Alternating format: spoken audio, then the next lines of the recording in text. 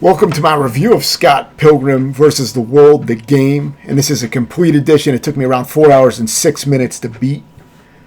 And this is a game that's been ported over to multiple platforms over the years. Pretty old game by this point.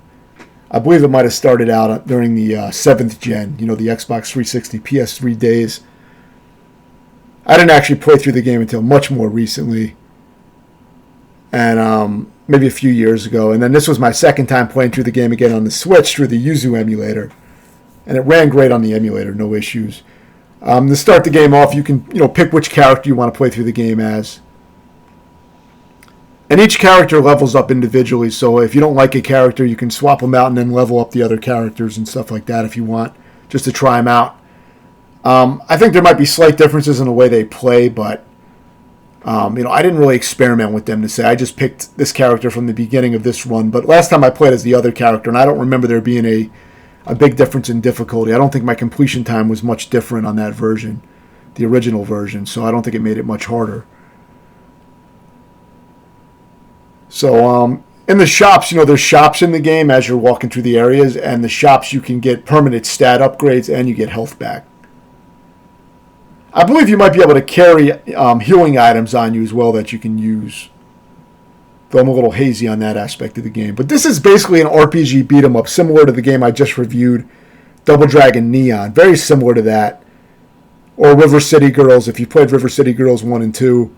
Very similar kind of game like that. So it's kind of like an RPG beat-em-up. So basically, you can get stronger and stronger as you play the game. And you can exit stages and farm money, farm XP, experience points to get stronger.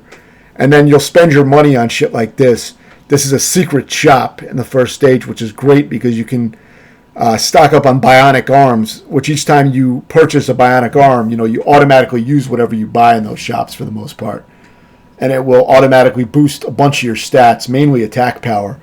And it's a huge attack power boost. So I recommend buying the bionic arm a few times before you start beating the rest of the game. It makes the rest of the game a lot easier, I think. You may have to save up for some of the more expensive items like that. But you'll boost up your stats. And you'll probably want to check a guide online to see which stats each item boosts. That's what I did, because it doesn't tell you initially what they do. So if you want to get the most effective items, check it out, read it online. But get that bionic arm definitely in the beginning. So this is one of the boss fights. At the end of pretty much every stage, you have a boss fight. And, you just fight regular enemies. There's a decent enemy variety. And the game, is consistently entertaining. I mean, I had fun with it the whole way through, pretty much. I did grind at a few points to strengthen my character, to buy more bionic arms and shit like that. And I think I bought some extra lives. I'm not sure if you're able to take the lives into other areas, though. No, actually, I think you are. I think I bought like 9 lives, and I was able to kind of plow through the final stage. So you can farm up some lives. There's a really good farming spot, a little later in the game, where there's a coin room. You can just keep farming coins and reloading the stage. You are able to exit stages at any time, so you can, get resources and then just leave the stage. Or you can buy something at a store and then just exit the map. So it's very convenient with that. You got your weapons. You got a good variety of moves. There's also power moves that you have that can do quite a bit of damage, I believe. This is one of the final areas of the game. So you can see there's some platforming and a decent amount of enemies.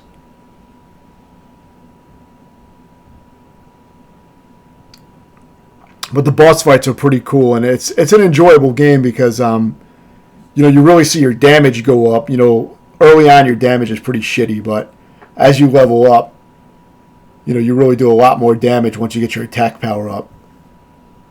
And you can level up all your stats quite a bit. So you got some obstacles and things like that. So this was one of the boss fights, another one of them. And I believe you fight 2 bosses at the same time. The game plays well. The control is tight.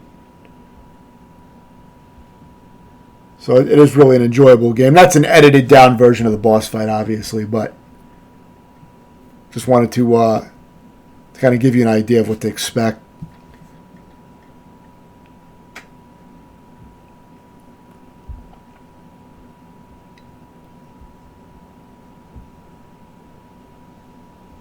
The game can easily take over 5 hours. I think it took me over 5 hours initially, but the reason I beat it faster this time is I looked into that bionic arm in the hidden shop and I just farmed those. So I think that sped things up, having that extra attack power. So this stage, you got to kind of destroy these things holding the elevator up. And each time you do that, the elevator drops down farther, and you'll fight waves of enemies as you're doing that. And this is a pretty good stage. But all the combat is quite solid, you know.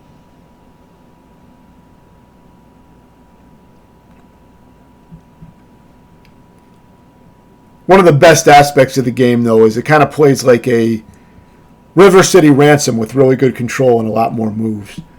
But one of the best aspects of it is the RPG element, but the game also plays really fluid. But the RPG elements add a lot to this game.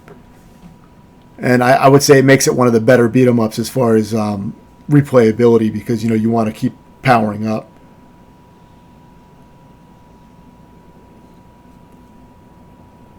But these type of beat-em-ups are a little bit different. I mean, they don't stand merely on their, you know, core mechanics or the core layout of the game. It's kind of how the RPG mechanics kind of play into it and keep the progression kind of addictive.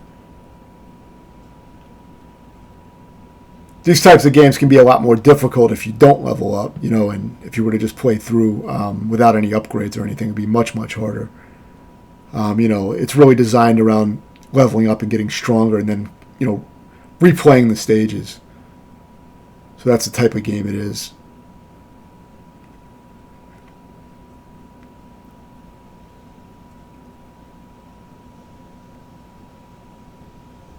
The final boss is actually very easy to exploit, which I'll show, with basically just bringing in a weapon into the boss room and just beating the shit out of them. But the semi-final boss is kind of like more like the real final boss in a way, because that's like a big kind of dramatic fight with a huge enemy.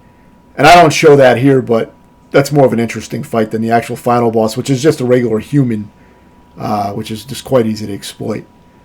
But there is a very cool boss fight prior to that. So the final boss isn't shit or anything. It's just that I only show that very last part of it. You can see I have 9 lives here. I was carrying my lives for a while. I think I stocked up my lives fully by buying all my lives before I came into this stage. And it's worth doing that probably because the final stage is quite long. And I don't think there's really any checkpoints.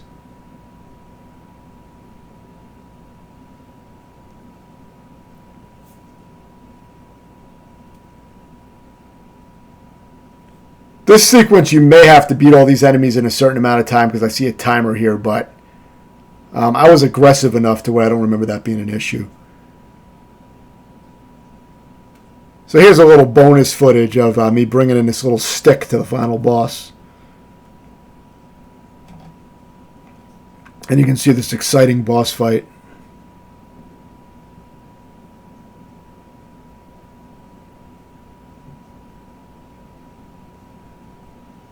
So yeah, this is pretty much it. I didn't really have to show this whole thing, but you know, fucking I might as well show the full fight. But it definitely goes on for a little bit. But you can see how easy it is if you do this shit. Very easy to exploit. So maybe you could consider that a weak spot of the game, but I mean, it's really only one fight that's like this, so it didn't impact my enjoyment of the game.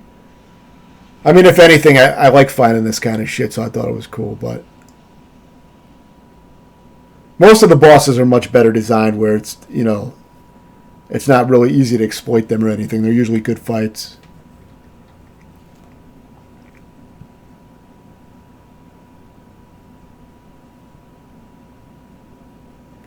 But for me, this game is a solid 8 out of 10. You know, I thought it was very good. Even if the RPG mechanics weren't there, I think it would be quite a good game. I mean, you'd have to rebalance it, though, obviously. You know, because it'd be very hard if you weren't able to level up. But the combat is very good. It plays very well, very tight control. No real issues with that I can remember. And, the enemy variety is interesting. There's a lot of, good stage traps and things. The game just plays very well. It's a very good beat 'em up. And I would definitely recommend it. If you have any questions, let me know, and thanks for watching.